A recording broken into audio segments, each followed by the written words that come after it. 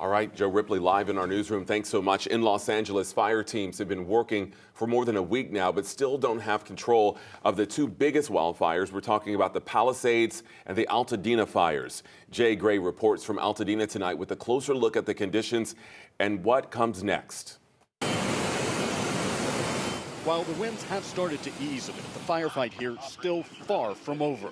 There are still numerous hot spots burning within the fire footprint.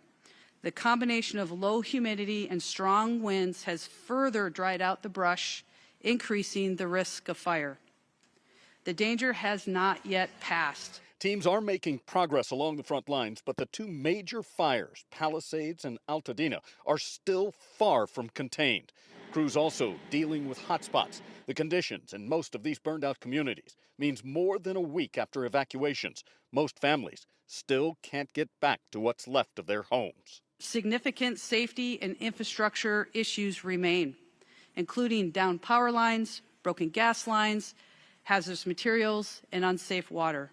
In the very limited areas where it's safe, gas, power, and water crews are inspecting lines, beginning repairs, while a handful of those forced from their homes are briefly coming back, overwhelmed by the ruins left from their lives before the firestorm.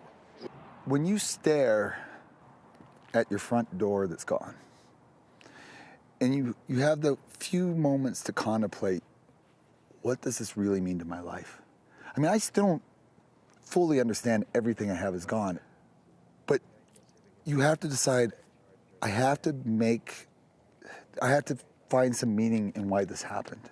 Understanding so many here are searching for right now.